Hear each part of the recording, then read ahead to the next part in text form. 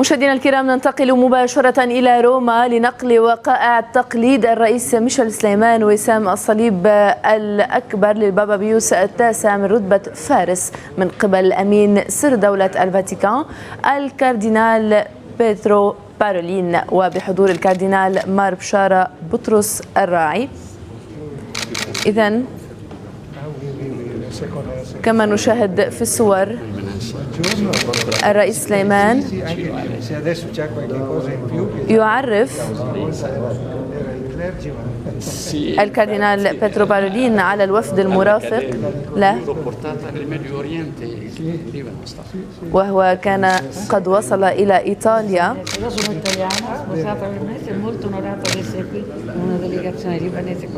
حيث يقام في القصر الرسولي في حاضرة الفاتيكان اليوم احتفال التقليد.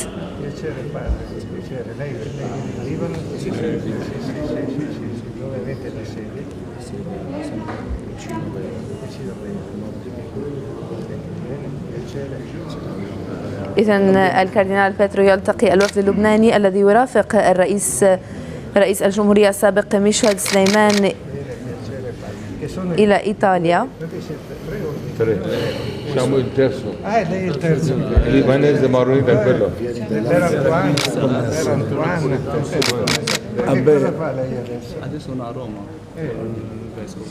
ومن المتوقع أن يلتقي الرئيس سليمان الجالية اللبنانية في المعهد الأنطوني في روما.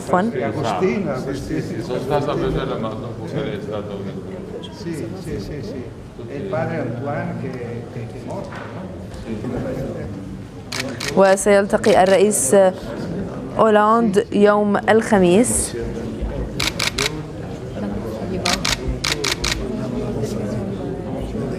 في قصر الإليزيه.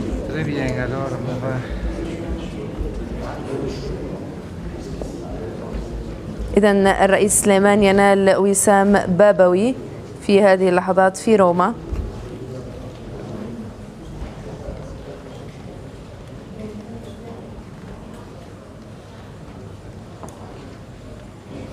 من رتبة فارس وسام الصليب الأكبر للبابا بيوس التاسع من رتبة فارس.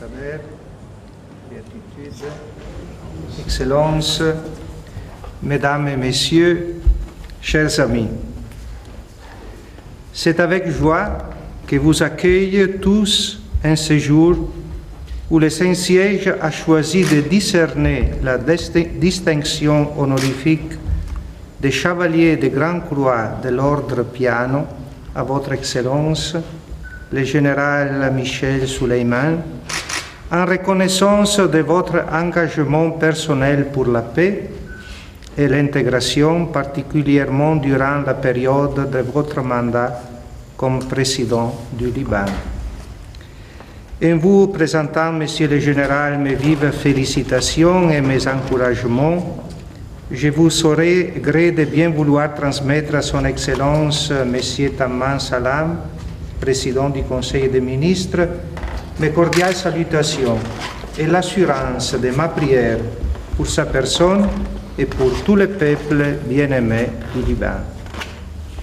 Dans les circonstances actuelles de l'histoire de notre humanité, la distinction honorifique que vous recevrez constitue en soi un appel profond, lancé à tout protagoniste de la vie politique, économique et sociale à œuvrer pour la paix et pour la sécurité, en faisant de l'unité et du bien commun des critères déterminants de toute décision et de tout choix touchant la destinée des populations. En ce sens, je demande à Dieu de donner aux Libanais d'être des artisans de la fraternité, car c'est à ce prix que leur pays sera vraiment un havre de paix où chaque citoyen pourra se réaliser pleinement et contribuer à écrire des pages glorieuses de l'histoire du Liban. Sur votre Excellence, sur votre famille, sur ceux qui vous accompagnent aujourd'hui, ainsi que sur l'ensemble du peuple libanais, J'invoque l'abondance de la bénédiction de Dieu et je vous remercie. Merci.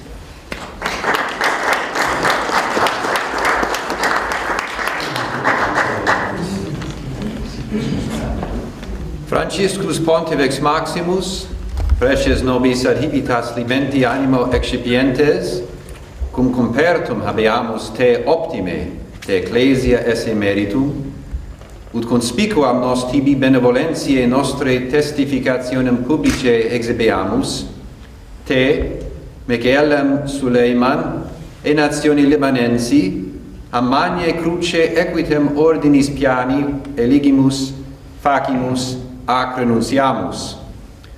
Tibi propteria facultatem tribuimus, maximi etia moduli nomisma sinistro in nexum pectoris lateri gestandi, nec non privilegiis omnibus utendi, quae cum hac dignitate sunt conjuncta.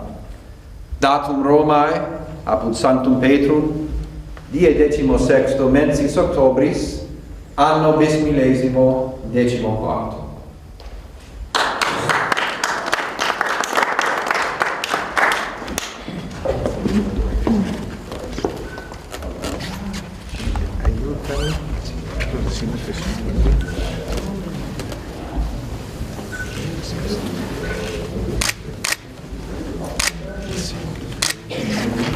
E questo? No, questo può essere.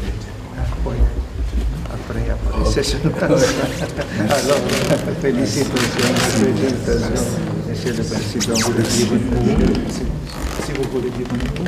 Oui.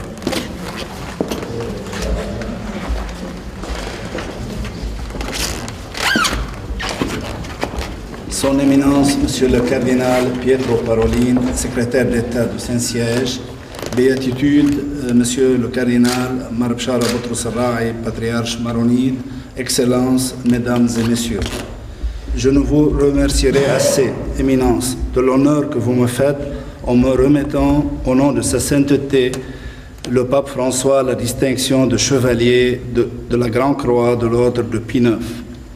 J'en ressens de la joie et trop d'émotion. Par votre intermédiaire, je voudrais lui adresser ma gratitude et lui exprimer mon filial dévouement. Cette haute distinction me conforte dans la voie que j'ai choisie et me donne le courage pour le chemin à parcourir encore.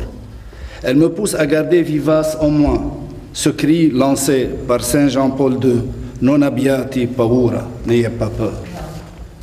Mesdames et messieurs, depuis le jour où les pas du Christ foulèrent notre sol, l'élevant au rang de terre sainte, le Liban est resté fidèle aux promesses de son baptême, terre de dialogue, terre de la nécessité. Avant tous, non sans difficulté, il a pu démontrer que la religion est une composante naturelle qui rappelle l'écoute de Dieu comme condition pour la recherche du bien commun entre les hommes. Et pour cela, elle est une force de paix, non de guerre. Comment oublier l'admiration de leur sainteté pour le Liban? Du Liban, aigle de Pie XII, au Liban, terre d'élection de Jean XXIII, du Liban, pays particulier de Paul VI, au noble pays de Jean-Paul Ier, du Liban, message de Jean-Paul II, au Liban, exemple dans le sanctuaire de Dieu de Benoît XVI, au cher Liban du pape François.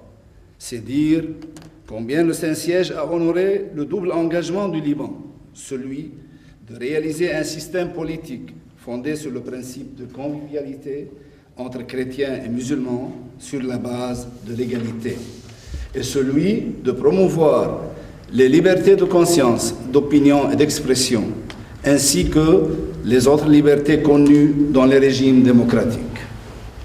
L'accord de Taïf, qui a mis fin à la guerre, a consacré cet engagement d'un Liban exception dans sa région. Toutefois, ce défi se doit d'être perpétué à travers le dialogue, en vue d'éradiquer toute obsession de crainte, d'injustice, de privation chez les composants de la nation libanaise. Car les nations ne s'élèvent que sur le principe de confiance mutuelle et du juste équilibre seul, voire de l'unité. Durant mon mandat, j'ai œuvré en toute conscience à éloigner les spectres d'extrémisme et de division de ma patrie jusqu'à l'adoption de la déclaration de Mabda, qui a bénéficié du soutien de toutes les composantes libanaises. Tous ont su ou sauront qu'elle protège le Liban et tous ses fils. Il y a 2 jours, nous avons commémoré l'indépendance du Liban. Combien aurais-je souhaité avoir près de moi, en recevant cette honorable distinction, le nouveau président de la République ou son représentant. D'ici, près de la tombe du prince des apôtres, et face à la statue de Saint-Maron, je renouvelle mon appel à toutes les parties libanaises concernées, plus particulièrement aux Maronites, à mettre tout intérêt personnel de côté et se résoudre à élire un nouveau chef de l'État au plus bref délai.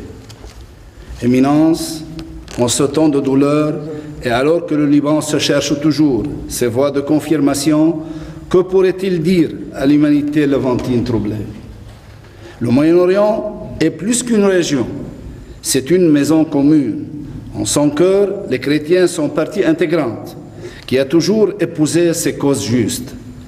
Aujourd'hui, ils ne veulent pas davantage que ce qu'ils réclament pour les autres. En contrepartie, ils ne sauraient accepter moins que ce que les autres exigent pour eux-mêmes. Le Liban ne peut tolérer de voir se vider la terre sainte de ses fils chrétiens.